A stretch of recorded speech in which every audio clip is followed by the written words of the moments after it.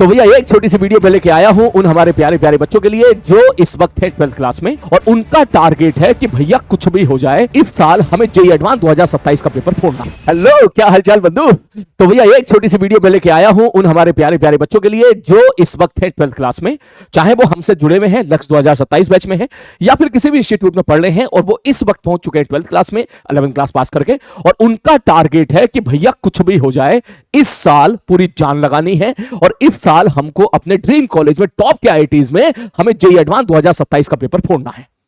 Clear है। तो ये वीडियो मैं उन बच्चों के लिए लेके आया हूं। इसमें कोई ज्यादा लंबी चौड़ी वीडियो नहीं होगी बेटा, 10 से 15 मिनट मेरे पास है।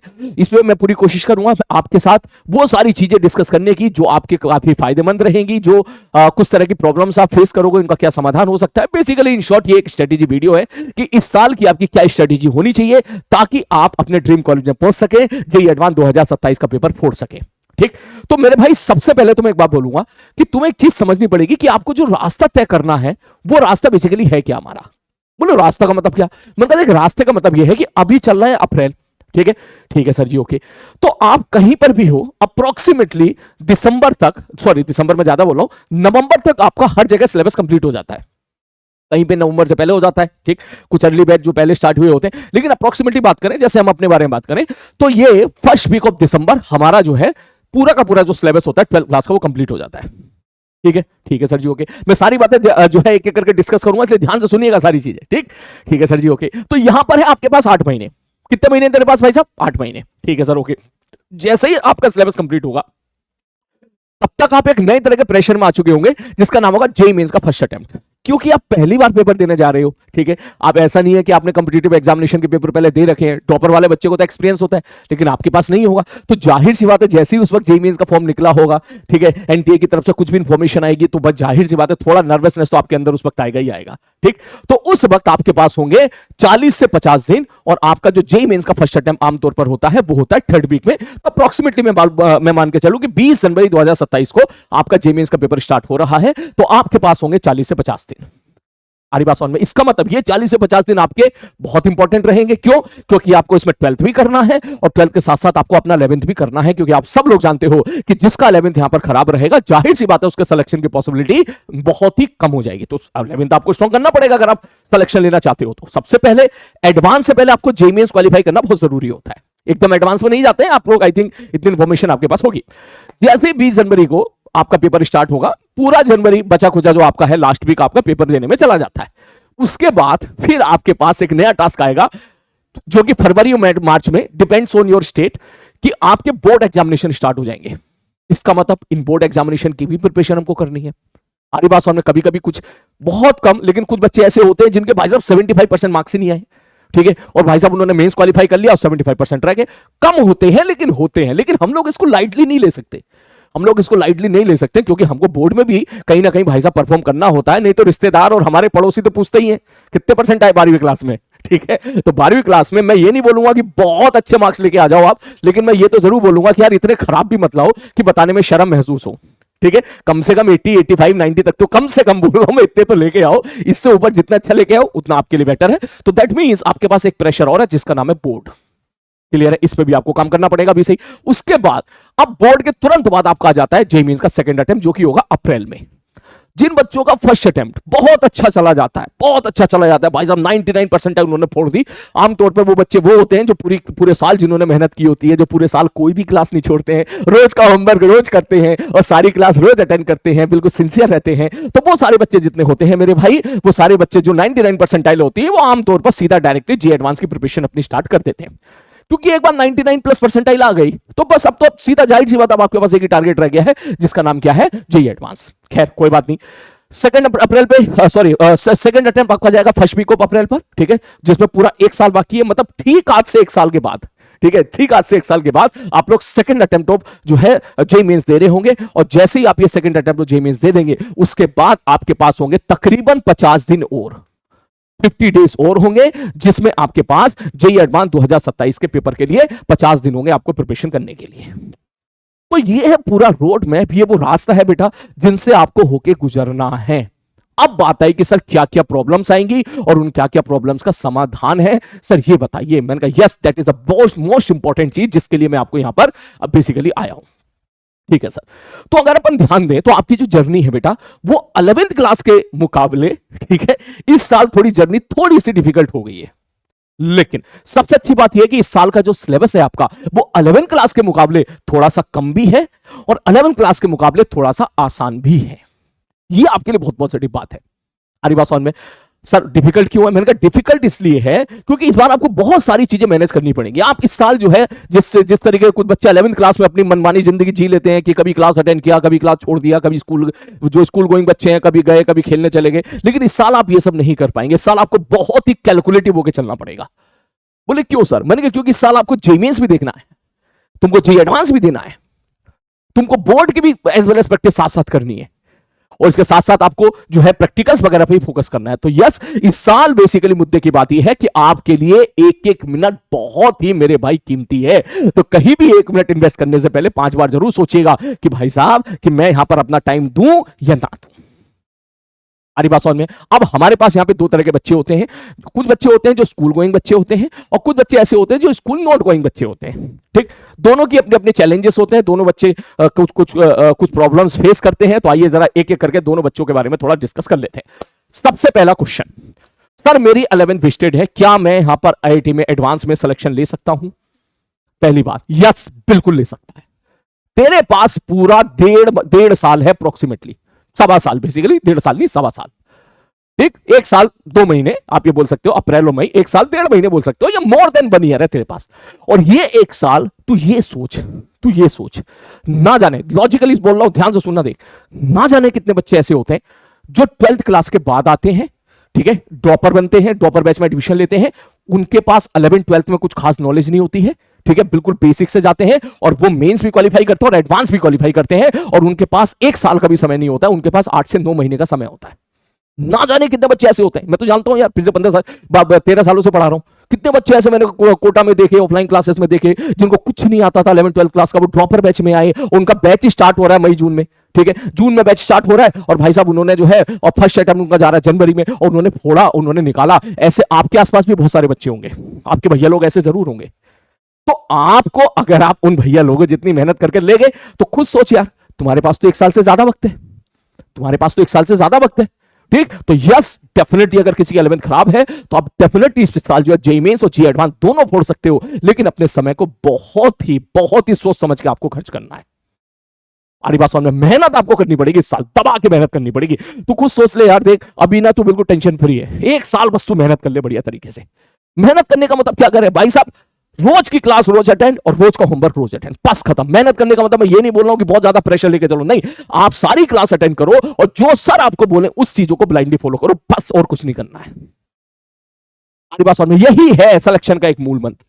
अरे बात समझ में? सिलेक्शन का एक ही मूल मंत्र, भाई कोई भी क्लास मत छोड़ना प्लीज, एक भी क्लास मत छोड़ना। एक बार रिदम बन गया ना, तो भाई साहब तू देखेगा कि भाई साहब तू बिना क्लास अटेंड के रह ही नहीं पाएगा। कभी कभी गलती से किसी कारण में क्लास छूट गई ना, तेरे मन नहीं लगेगा। देखना, वो स्टेट आना चाहिए कि आपको क्लास में मजा आना चाहिए। हमारी बात समझ में?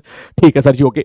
ये मैं इसलिए बोल रहा हूं बेटा, कभी कभी ऐसा होता है कि किसी चैप्टर से बहुत ही आसान सवाल भी आ जाता है, बहुत ही आसान सवाल भी आ। कभी कभी ऐसा होता है भाई साहब, एक चैप्टर तुमने देखा, भाई साहब बहुत मुश्किल चैप्टर तेरे को लग रहा है, ठीक है, बहुत मुश्किल चैप्टर तेरे को लग रहा है, लेकिन वहां तेरे टिके रहना बहुत जरूरी है।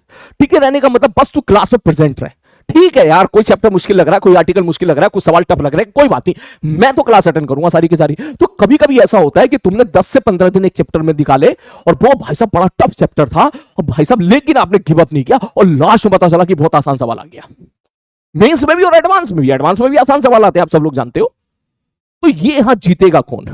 यहां मेरे भाई जीतेगा वो जो लास्ट तक टिका रहेगा, या जीतेगा वो जो लास्ट तक टिका रहेगा। तो इसलिए सारे बच्चे अगर मेरी बात ध्यान से सुनने हैं तो स्क्रीन को पॉज करें और नीचे कमेंट बॉक्स में टाइप करें कि सलीम भैया आप बेफिक्र रहो, हम लास्ट तक टिके रहेंगे। मुझे सारे बच्चे प्रॉमिस करें, लिखें इस चीज को। मैं लिखने के लिए इसलिए बोल रहा हूं कि जब आप कभी कोई चीज लिख देते हैं तो मन में आपकी बात बैठ जाती है कि यार हमने ऐसा प्रॉमिस किया था सलीम भैया से, तो इसका मतलब हम लास्ट तक टिके रहेंगे और लास्ट से वो पूरी जान लगा देंगे भाई साहब। ठीक, उसके बाद जो भी रिजल्ट आएगा वो देखा जाएगा। अरे बात समझ में? क्लियर है? चलो पहली चीज तो यहां से सबसे पहले हमारे बच्चे होते हैं स्कूल नोट गोइंग बच्चे। पहले इनके बारे में बात करता हूं मैं। तो जो बच्चे स्कूल नोट गोइंग है बेटा, तुम्हारे लिए तो बहुत गोल्डन ईयर है। क्यों गोल्डन ईयर है मेरे भाई? क्योंकि आपके ऊपर स्कूल जाने का वो आने जाने का समय बचता है, स्कूल का समय बचता है। ठीक, तो कुछ भी कर ले भैया, कम से कम 14 से 15 घंटे रोज की तेरी पढ़ाई होनी चाहिए, क्लास को जोड़ के, अरे बात समझ में, ये तेरी पढ़ाई होनी चाहिए। इसमें अगर तू मक्कारी कर रहा है, ठीक है, तो बेटा फिर तो भाई साहब मतलब सीरियसली बता रहा हूं यार, फिर ये बहुत बड़ा पाप हो जाएगा। देख मैं तो ये बात बोलूंगा, ठीक है ना। तो जो स्कूल गोइंग बच्चे हैं मैं उनसे बोलूंगा भाई, सॉरी स्कूल नॉट गोइंग बच्चे हैं तो मैं उनसे बोलूंगा मेरे भाई अपने सोने का, उठने का, जागने का अपने हिसाब से, जिस टाइम पर तुम्हें सबसे ज्यादा अच्छा लगता है पढ़ना, जिस टाइम पे तुम्हारी एफिशिएंसी सबसे ज्यादा बेस्ट निकल के आती है, अभी के लिए आप वो टाइम चूज करो और पागलों की तरीके सारी क्लास अटेंड करो और जितने भी होमवर्क सर लोग थे वो सारे होमवर्क भर भर के लगाओ। इनफैक्ट अगर उससे आगे भी जा सकते हो तो जरूर जाओ।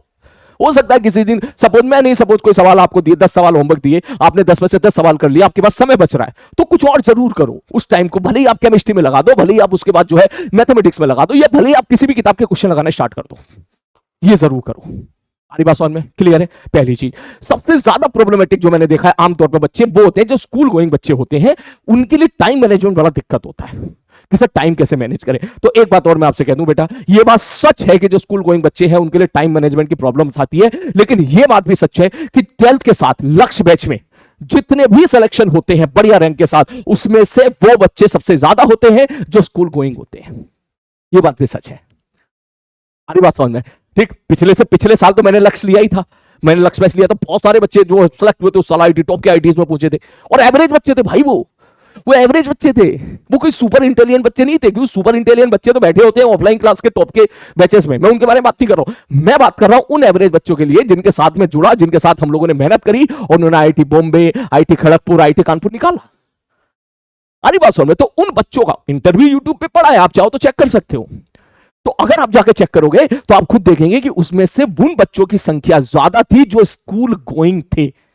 अब यार ये बड़ा अजीब सी बात है, मैं भी शौक हूं, लेकिन आई थिंक आप भी शौक होंगे, लेकिन सच तो मेरे भाई यही है। इसका मतलब ये है कि स्कूल नॉट गोइंग बच्चे जो हैं वो शायद कहीं ना कहीं थोड़ा सिंसियरिटी लेवल अपना थोड़ा सा डाउन कर देते हैं। तो अगर ऐसा है तो बेटा नहीं करना है आपको सिंसियरिटी लेवल। आपको अगर वक्त मिल रहा है इन बच्चों को तो उनको आपको अपने वक्त का इस्तेमाल करना है, अपनी 12th के साथ साथ अपनी 11th भी ठीक करनी है। आरी बात समझ में। लेकिन अभी मैं अगर बात करूं स्कूल गोइंग के, जो स्कूल गोइंग बच्चे हैं बेटा, तो आपको तो भैया एक एक मिनट बड़ा ही फूंक फूंक के आपको जो है एक एक मिनट बड़ा फूंक फूंक के इन्वेस्ट करना है। क्लियर है। क्योंकि आप अगर स्कूल जाओगे तो सुबह 8 बजे से 1 बजे तक या 2 बजे तक आप कहीं ना कहीं स्कूल में एंगेज हो जाओगे। ये बात सच है, ये होगा आपके साथ, जरूर होगा। मई जून में भले ही नहीं होगा क्योंकि आपकी छुट्टी होगी, लेकिन उसके बाद जरूर होगा, ठीक। लेकिन ये पूरे साल नहीं होगा। अरे बात सुन भाई, आमतौर पर आपके लिए मुश्किल से 5 महीने आपको देखने के लिए मिलेगा, ठीक। तो यहां आपको थोड़ा बहुत स्मार्टली खेलना है कि जैसे स्कूल में क्या होता है, अब भैया अपने जो भी नोट्स है मैं तो बोलूं स्कूल लेके जाना स्कूल की जरूरी थोड़ा ना, स्कूल में सारे सब्जेक्ट होते हैं। कभी कभी भैया पीटी वाले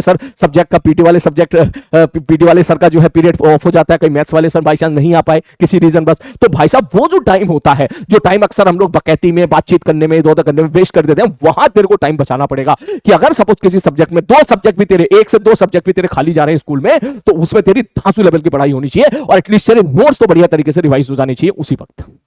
क्योंकि आप स्कूल में मोबाइल फोन तो नहीं ले जा पाओगे, लेकिन नोट्स तो ले जा सकते हो ना। अरे बात समझ में। तो ये चीज आपको वहां पर इस चीजों का ध्यान रखना पड़ेगा कि एक एक मिनट का सही इस्तेमाल आपको करना पड़ेगा। आप स्कूल जा रहे हो, आपका 8 बजे का स्कूल है, तो इस तरीके से प्लानिंग करो कि 8 बजे तो ठीक है भाई, 5:30 या 6 बजे उठ जाओ। आप स्कूल जाने से पहले 2 घंटा पढ़ लो। आप 2 घंटे में एटलीस्ट वो सारे नोट्स रिवाइज कर लो जो आपको 1 दिन 2 दिन 3 दिन पहले पढ़ाए गए हैं। उस 2 घंटे में एटलीस्ट वो होमवर्क लगा दो जो सर लोगों ने होमवर्क दिए। हमारी बात समझ में। आप दोपहर से आप स्कूल के बाद आओगे, 1 बजे 2 बजे घर पहुंचोगे। हमारी जो क्लासेस होती है वो 4 बजे स्टार्ट होती है, तो 1 घंटा बीच में सो ले, कोई दिक्कत नहीं है। 2 से 3 सो ले आराम से, आराम से 1 घंटा सो ले, बढ़िया रहेगा। सोना बहुत जरूरी है। मैं तो बोलूंगा, पैसे तो आपकी चॉइस है, लेकिन ये मेरा पर्सनल सजेशन है कि जो स्कूल गोइंग बच्चे हैं तो स्कूल के बाद हो सके तो 1 घंटे का बीच में जरूर ब्रेक ले। क्योंकि फिर हमारी 4 बजे हमारी क्लास स्टार्ट होगी। 4 बजे हमारी क्लास स्टार्ट होती है, वो आप जानते हो 8 बजे तक चलती है। तो 4 घंटा बढ़िया तरीके से दिमाग आप तभी लगा पाओगे जब आपका दिमाग बिल्कुल फ्रेश रहेगा। तो 2 से 3 के आसपास कोशिश करो सोने की या रेस्ट लेने की। ये नहीं कि बैठकर रील देख रहे हैं, ये सब नहीं करना भाई साहब। 1-1 मिनट बहुत कीमती है मेरे भाई, ठीक। तो आराम से तू 1 घंटा सो ले। अब 3 बजे है, 4 बजे तेरी क्लास है, 3 बजे बैठ जा टेबल चेयर पर। 1 घंटा तेरे पास है, उस 1 घंटे में देख ले पिछले क्लास में या उससे पिछली क्लास में क्या क्या होमवर्क तुझे दिया था और उस हिसाब से क्या क्या तुझे पढ़ाया था। वो बैठ के पहले दोनों ही सब्जेक्ट, क्योंकि हमारी आमतौर पर 2 क्लास होती है, वो दोनों ही सब्जेक्ट का बढ़िया तरीके से रिवीजन कर ले और फिर देख तुझे क्लास में कितना बढ़िया मजा आएगा। जो भी क्लास होती है ना हमारी, जो भी क्लास होती है, उससे 1 दिन पहले हमने क्या पढ़ाया था, अगर तू पढ़ के जा रहा है या तू उसको रिवाइज करके जा रहा है, तो अगली क्लास का मजा अलग ही लेवल का होता है भाई, मजा आता है अगली क्लास में। तो ऐसे आपको थोड़ा सा टाइम यहां से चुराना पड़ेगा। आपकी क्लास 8 बजे खत्म होगी, आपकी क्लास 8 बजे खत्म हो गई, ठीक है भाई साहब, 8 बजे खत्म होगी, आराम से 1 घंटा मस्ती मार, फैमिली के साथ वक्त बिताओ, डिनर करो, लेकिन बस 1 घंटा, एक घंटे ज्यादा का समय नहीं है हमारे पास। तेरे पास बच गए 9, अब 9 बजे से 12 बजे तक 3 घंटे कम से कम बोल रहा हूं मैं, 3 घंटा बढ़िया, 3 घंटा या 4 घंटा बढ़िया तरीके से सिंसियर लेवल की तू पढ़ाई कर, क्योंकि हमारी 2 क्लास होंगी रोज, 3 क्लास नहीं होंगी, 2 क्लास होंगी रोज। आई थिंक तू 4 घंटा शाम को निकाल सकता है। तो तूने अगर वो 4 घंटा बढ़िया तरीके से निकाल लिया, एफिशिएंसी के साथ निकाल लिया, बढ़िया बढ़िया सवाल लगाए, जो भी होमवर्क दिया वो लगाया, 1 बज गया, आराम से 1 बजे सो जा और सुबह आराम से 6 बजे उठ जा, 6 साढ़े 6, जो भी आधा घंटा ऊपर नीचे हो रहा है उस हिसाब से उठ जा। अगर तू ये मेरा सजेशन है, अगर तू इस हिसाब से चलेगा तो बढ़िया तरीके से जो है तू अपना जो है, अब तू सोच 3 से 4 घंटे तूने रात में निकाल लिए, 2 घंटे तूने सुबह निकाल लिए, 1 घंटा तूने दोपहर को निकाल लिया, ठीक है। तो देख 4 घंटे तो तूने यहां निकाल लिए और 2 घंटे तूने सुबह निकाल लिए, 6 घंटा हो गया, 1 घंटा तूने यहां निकाल लिए, 7 घंटे हो गया, और 1 आध घंटा स्कूल में निकाल लिए। हमारी बात सामने, अगर ये सब कर पाया, ऑल्दो मैं ऑन एवरेज बोल रहा हूं, उसमें थोड़ा ऊपर नीचे हो सकता है, वो तू बेहतर जानता है कैसे यहां से और बेहतर कर सकते हैं। तो बेसिकली यहां से 7 से 8 घंटे अगर तूने क्लास के अलावा निकाल लिए, बिलीव मी, अगर तूने इतना बढ़िया तरीके से पढ़ लिया ना, तेरा जेईई एडवांस 2027 में बढ़िया से सिलेक्शन होगा, क्योंकि हर साल बच्चों का होता है। बस प्रॉब्लम ये है ना कि तुझे लास्ट तक ये चीज मेंटेन करनी है। अभी क्या है कि क्लास स्टार्ट हुई आपकी, तो आप तो अब ये तो आप कर लोगे, ये बात मैं मानता हूं, ठीक है, 1 दिन 2 दिन 10 दिन 15 दिन आप कर लोगे, लेकिन हमको ये अगले 8 महीने तक करना है। जो बच्चा लास्ट तक टिका रह गया, जो बच्चा लास्ट तक इस चीज को फॉलो करता रह गया मेरे भाई, तो देखना उसका बड़े प्यार से सिलेक्शन होता है, बड़े प्यार से 12th के साथ सिलेक्शन होता है। अरे बात समझ में। और मैं आपसे एक चीज और बोलूंगा बेटा, एज ए बड़े भाई होने के नाते एक चीज और मैं आपसे बोलूंगा, ये मत सोचना कि हमको ड्रॉप लेना है, ड्रॉप लेगा तो तेरा लॉस होगा बेटा, मैं पहले बता रहा हूं। देख ये सोचना इसी साल जाना है आईटी में, इसी साल जाना है। बोले सर ऐसा क्यों? मान ले एक बच्चे ने ड्रॉप ले लिया और आज से 10 साल के बाद मान के चल वो 2 करोड़ कमा रहा है, मैं तो प्रार्थना करता हूं तू उससे ज्यादा कमाए, और तू अगर ड्रॉप ले रहा है तो तू उस जगह पहुंचने में 1 साल लेट लगाएगा, 1 साल देरी से पहुंचेगा, तो तेरे 1 साल की इनकम का लॉस हो गया, 2 करोड़ का लॉस हो गया तेरा। ठीक है, देख बात बिल्कुल सही बोल रहा हूं मैं, देख ठीक है। मान ले आज से 10 साल के बाद तो 2 करोड़ रुपए कमा रहा है भाई साहब, बहुत अच्छी कंपनी में पहुंच गया, 2 करोड़ रुपए कमा रहा है भाई साहब, ठीक है। अब तू अगर ड्रॉप ले लेगा तो उस जगह पर तेरे को 1 साल ज्यादा लगेगा ना पहुंचने में, तो 1 साल का लॉस हुआ नहीं हुआ? क्योंकि तूने वो साल जो है बेसिकली कहां लगा दिया? ड्रॉप में लगा दिया। तो इसलिए मैं आपसे बोलूंगा, सारे बच्चे से बात बोलूंगा कि बेटा दिमाग में ये बिल्कुल नहीं रखना है, बिल्कुल भी दिमाग में ये चीज नहीं रखनी है कि हमको ड्रॉप लेना, नहीं लेना हमको ड्रॉप, हमको इसी साल फोड़ना है आईटी का पेपर और इसी साल टॉप के आईटी कॉलेज में जाना है। कोई क्या कह रहा है कहने दो भैया, हमारा टारगेट है जेईई एडवांस 2027 को फोड़ना। आरी बात समझ में क्लियर है? तो ये मैंने यहां पर इन दोनों बच्चों के बारे में बात कर ली। अब बात आती है सर 8 महीने कैसे निकाले? बेटा इस 8 महीने में आपको हर एक चीज का ध्यान रखना पड़ेगा। आपको जेईई मेंस लेवल का भी ध्यान रखना पड़ेगा, आपको एडवांस लेवल का भी ध्यान रखना पड़ेगा और आपको बोर्ड का भी ध्यान रखना पड़ेगा। कुछ बच्चे सोचते हैं सर मैं केवल मेंस पे फोकस करूं, एडवांस बाद में कर लूंगा। नहीं, बिल्कुल नहीं, बिल्कुल नहीं। मैं तो बोलूं अभी ही एडवांस को साथ देके चलो भाई, अभी एडवांस को साथ देके चलो। बाद में कुछ नहीं होता है बेटा, बाद में फ्रस्ट्रेशन हो जाती है बहुत ज्यादा। अरे बात समझ में। कुछ बच्चे होते हैं वो सोचते हैं सर अभी कर लेते बाद में, नहीं, अभी दोनों का बैलेंस ले, दोनों नहीं तीनों का बैलेंस लेके चलना है। लेकिन तुम्हारे लिए अच्छी बात यह कि बोर्ड में कोई अलग सब्जेक्ट थोड़ी ना है भाई, बोर्ड में फिजिक्स केमिस्ट्री मैथ है, ठीक है। तो ऐसा थोड़ी ना कि बोर्ड की फिजिक्स बदल जाएगी, नहीं, ऐसा थोड़ी ना है। जो हम लोग आईआईटी एडवांस की फिजिक्स जो पढ़ेंगे और जो बोर्ड की फिजिक्स पढ़ेंगे भाई एक ही तो है, फिजिक्स थोड़ा बदल जाएगी, ऐसा थोड़ा ना वहां दूसरा कूलम लॉ होता है, यहाँ दूसरा कूलम लॉ होता है, सब कुछ सेम है। बस हाँ, आपको किन चीजों पे नजर रखना है? आपको इन चीजों पे नजर रखना है कि भाई बोर्ड में पीवाईक्यूज वगैरह कैसे थे, कैसे क्वेश्चंस आपके पूछे जाते हैं, बस आपको उस पर नजर रखना है। उसके लिए मैं आपको सजेस्ट करूंगा कि हो सके तो अपने आप जिस स्टेट बोर्ड में हो या जिस भी बोर्ड को मैं पेपर देने वाले हैं, हो सके तो प्लीज उसके लास्ट के 10 साल के पीवाईक्यूज अरेंज कर लीजिएगा विद सॉल्यूशन के साथ, ताकि आपको आइडिया लग जाए ऐसे ऐसे सवाल पूछे जाते हैं। वैसे मैं अपने बैच में तो ये चीज प्रोवाइड कराता हूं, ये चीज प्रोवाइड भी कराऊंगा कि भाई बोर्ड में कि भाई क्या क्या रहा है, वो चीज मैं आपको प्रोवाइड कराऊंगा अपने बैच में, ठीक। लेकिन फिर भी जाहिर सी बात है, आप में से अलग अलग स्टेट के ये जो बातें मेरी सुन रहे होंगे बच्चे, वो अलग अलग स्टेट से होंगे, तो मैं आपसे सजेस्ट करूंगा कि डोंट टेक इट लाइटली। आप चाहिए तो पिछले 10 साल के पेपर्स को अरेंज कर लीजिएगा सॉल्यूशन के साथ। अब तो सब जगह मिल जाती है यार, सेकंड हैंड मिल जाते हैं यार, चलो सेकंड हैंड भी ले सकता है, ठीक है। तो वहां से तेरे को आइडिया लग जाएगा कि भाई कैसे क्वेश्चन पूछे जाते हैं, क्योंकि थ्योरी अलग थोड़ी ना है। अब कुछ बच्चे सोचते हैं बहुत ज्यादा डेरिवेशन है, ना ना ना, बहुत ज्यादा डेरिवेशन नहीं है बेटा, मुश्किल से 20 से 25 डेरिवेशन होंगे। तू फिजिक्स पढ़ता चल बढ़िया तरीके से, अगर फिजिक्स के बारे में बात करूं तो तू बढ़िया तरीके से फिजिक्स पढ़ता चल, और लास्ट में जब तू बोर्ड की प्रिपरेशन पे जाएगा तो मुश्किल से 20 से 25 डेरिवेशन होंगे, जो तू हो सकता है कि उसमें से आधे से ज्यादा तो खुद से ही कर ले तू, क्योंकि वो क्लास में ही हमने करा रखे होंगे, ठीक है। तो इसका इसका एज ए बर्डन नहीं लेना है तुझे, ठीक है। मैं फीस के पॉइंट ऑफ व्यू से बात कर रहा हूं, इसका एज ए बर्डन नहीं लेना है। बोर्ड की प्रिपरेशन तेरी साथ साथ हो जाती है, और यकीन नहीं हो रहा हो तो जाके तो यूट्यूब पे बहुत सारे बच्चे हैं, उनका इंटरव्यू तू सुन लेना, वो भी यही बात बोलेंगे कि यार बोर्ड के लिए थोड़ी ना हमको अलग से पढ़ना पड़ता है, बस जो सर क्लास में करा रहे हैं बस वो अच्छे से करते चलो। और उसके साथ हाँ नजर रखो कि हमारे पिछले 10 साल में क्या क्या क्वेश्चन पूछे गए थे बोर्ड में, बस खत्म कहानी।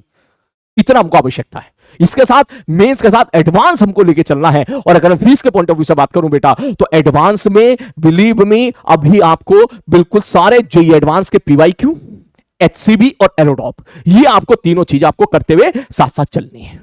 इसमें जितना बेस्ट हो पाए, जितना बेस्ट हो पाए कोशिश करो ज्यादा से ज्यादा करने की। मैं तो अपनी क्लास में पूरा कराऊंगा ऑलमोस्ट, ठीक है। और एचसीबी वाला पार्ट हो गया, ठीक है। एचसीबी के अलावा एडोप के जितने भी सिलेक्टेड क्वेश्चन होंगे, जितने भी रेलेवेंट क्वेश्चन होंगे, वो तो मैं सारे क्लास में कराऊंगा, ठीक है। या बच्चों को तैयार करूंगा उन सवालों को करने के लिए, या उनको होमवर्क दूंगा, या उनको डिस्कस करूंगा, ये क्लास में कराऊंगा। और ओवरऑल सबको तैयार, मैं सबको साथ देके चलूंगा।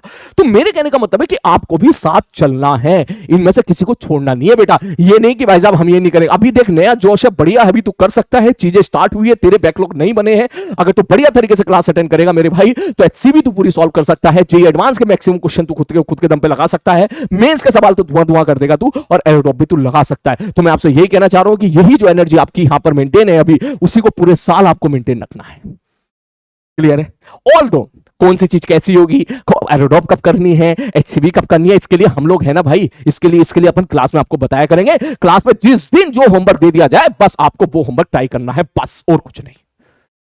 अरे बात सुनो, हो सकता है कभी बच्चों के दिमाग में बात आ रही होगी, सर हमको कैसे पता चलेगा कौन सी चीज, कौन सा होमवर्क। अरे भाई हम है ना उसके लिए, तू काहे को टेंशन ले रहा है, ठीक है। तो मैं आपसे ये बात बोलूंगा बेटा कि आपकी जो पूरी हो रही है, ये जो 8 महीने की ताकत है, ये 8 महीने जो पूरी जान लगा दो इस 8 महीने, ठीक है। जैसे जैसे सर बोले, जिस सब्जेक्ट में मैं भी इसके पॉइंट ऑफ व्यू से बात कर रहा हूं, आप बस उसको ब्लाइंडली फॉलो करते चले आओ, क्योंकि इसीलिए तो हम यहां पर है ना। बेसिकली हमारी प्रेजेंस किस लिए, हमारी प्रेजेंस के ताकि सिस्टमैटिक वे में हर एक चीज तुझे मिलती रहे बिना ओवरडोज किए। कभी कभी होता है ना ओवरडोज हो गया, ले भाई साहब लगा ले एचसीबी के 100 सवाल। अब यार 100 सवाल थोड़ी ना लगा सकता है एक दिन में, उतना समय नहीं है तेरे पास, ठीक है। तो वो हमारी जिम्मेदारी होती है, एज ए टीचर मेरी जिम्मेदारी होगी कि मैं आपको थोड़ा धीरे धीरे करके होमवर्क दूं, तो वही बस धीरे धीरे करके आपको होमवर्क लगाते रहना है।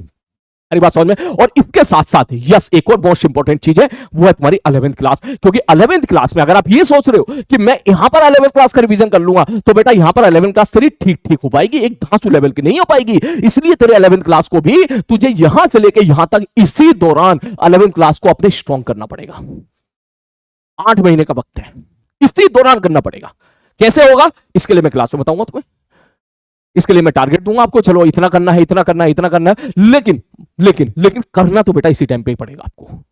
अरे बात समझ में? यहां से लेकर यहां तक इसी टाइम पर आपको 11th क्लास भी अपना ठीक करना पड़ेगा, क्योंकि अगर यहां पर आपने सारा 11th क्लास का बढ़िया तरीके से रिवीजन कर लिया, तभी तू 40 से 50 दिन में 11th तो 12th दोनों बढ़िया तरीके से कर पाएगा, ठीक है। दोनों बढ़िया तरीके से कर पाएगा, और उसके बाद तेरे पास प्रेशर भी कम हो जाएगा। यहां पर तेरी क्लासेस नहीं होंगी जितनी, यहां पर तेरे स्कूल का भी लोड नहीं होगा, कोचिंग की क्लासेस का भी लोड नहीं होगा, तो फ्री रहेगा। तो यहां पर तू और थोड़ा सा अग्रेसिवली अपनी 11th और 12th की प्रिपरेशन को और बेहतर बना पाएगा। तो मैं ये चाहता हूं कि यहां तक तेरा पूरा का पूरा 12th धांसू लेवल का तैयार हो जाना चाहिए, एडवांस लेवल तक का। और उसके साथ 11th क्लास भी एटलीस्ट इतना तो हो जाए कि तुझे 11th क्लास की सारी थ्योरी मालूम हो, सारे फॉर्मूले तेरे को मालूम हो। आरी बात समझ में? क्लियर है? उसके बाद फिर जेईई मेंस वन आता है, और जेईई मेंस वन में फिर बच्चे उसके बाद जो है अगर आपने फोड़ दिया, ठीक है, तो भैया मजे मजे, फिर तो सीधे एडवांस का पेपर देना है, नहीं तो फिर हमारे पास ये सेकंड अटेम्प्ट भी आता है। आरी बात समझ में? बाकी बोर्ड के लिए आपको यहां भी समय मिलेगा, ऐसा नहीं कि फरवरी में ही बोर्ड हो जाता है। अब आपके लिए बोर्ड के लिए हो सकता है कुछ सब्जेक्ट अंग्रेजी, इंग्लिश या हिंदी के कुछ सब्जेक्ट हो, तो वो सब्जेक्ट आप यहां से यहां खींच सकते हो। यहां से आपको मिलेंगे कम से कम 20 से 25 दिन, और यहां भी मिलेंगे धीरे धीरे करके। ऐसा नहीं है कि बिल्कुल हम आंख बंद करके रहेंगे कि हमें तो कोई मतलब ही नहीं है बोर्ड से, ऐसा नहीं है। बीच में उस पर भी नजर रखेंगे हम लोग, तो अच्छा खासा समय आपके पास होगा। लेकिन वो समय वो सब्जेक्ट उतना ज्यादा समय नहीं खाएंगे तेरा। जैसे मैं बोलूं सपोज किसी की इंग्लिश है, इंग्लिश और हिंदी का भी सब्जेक्ट है, तो ऐसा नहीं है कि वो तुझसे उतनी समय की डिमांड कर रहा है जितनी मैथमेटिक्स करता है, जितनी केमिस्ट्री फिजिक्स करता है, ऐसा नहीं है। वो आपका बहुत ही कम एफर्ट में हो जाता है। अरे बस उसके लिए तुम्हारे पास यहां से लेके यहां तक भी कम से कम 20-30 दिन, 20 से 25 दिन निकल जाते हैं, और यहां से लेके यहां तक भी आपके पास अच्छा खासा समय होता है। और कभी कभी तो ऐसा भी होता है कि भाई साहब हिंदी का पेपर है और 15 दिन का 10 दिन का गैप आ गया, तो 10 दिन का टाइम ही इतना सफिशिएंट होता है कि बढ़िया तरीके से पढ़ लेगा तो तुम वहां पे निकाल देगा। अरे बात समझ में? तो मैं इन शॉर्ट ये कहना चाहता हूं कि उन सब्जेक्ट की टेंशन बिल्कुल मत लीजिएगा, ठीक है। बस अपनी क्लास को ब्लाइंडली फॉलो कीजिएगा, क्योंकि क्लास तूने बढ़िया तरीके से फॉलो कर लिया, बिलीव में बेटा पिछले साल मैंने लक्ष्य लिया था बहुत सारे बच्चे भर भर के सिलेक्शन हुए थे, आईआईटी में पहुंचे थे, ठीक है। और उन वो जो आईआईटी में पहुंचे थे सारे बच्चे, उनका बोर्ड भी अच्छा गया था, मेंस भी उन्होंने फोड़ा था, एडवांस भी उन्होंने फोड़ा था। बस केवल एक ही मूल मंत्र था, क्लास को उन्होंने ब्लाइंडली फॉलो किया था। रोज की क्लास रोज, रोज का होमवर्क रोज। आरी बात समझ में? तो बस नीचे सारे बच्चे, मुझे अभी इस वीडियो को मैं यहीं पे समाप्त करता हूं, ठीक है। आई होप आपको सारी चीजें समझ में आ गई होंगी किस तरीके से आपको पूरे साल काम करना है। तो ठीक है भाई साहब, तो बस इस वीडियो को बस मैं यहीं पे समाप्त करता हूं। और उससे पहले बस आप मुझे को छोटा सा प्रॉमिस आप मुझे करो कि सलीम भैया आप बिल्कुल बेफिक्र रहिए, हम लास्ट तक टिके रहेंगे, रोज की क्लास रोज करेंगे और रोज का होमवर्क रोज करेंगे। आरी बात समझ में? कद्दू गैंग, अब जागने का वक्त आ गया है, ठीक है। अब जागने का वक्त आ गया बेटा। तो नीचे मुझे कमेंट बॉक्स में टाइप करें और मुझे प्रॉमिस करें कि सर सलीम भैया आप बिल्कुल बेफिक्र रहिए। भैया बोलना है मुझे अच्छा लगता है, ठीक है ना कि भाई कि सलीम भैया आप बिल्कुल बेफिक्र रहिए, ठीक है। और हम रोज की क्लास रोज अटेंड करेंगे और भाई साहब रोज का होमवर्क रोज करेंगे और लास्ट तक हम टिके रहेंगे। बाकी मिलते हैं अगले किसी वीडियो में, तब तक अपना ध्यान रखिए बेटा, टेक केयर।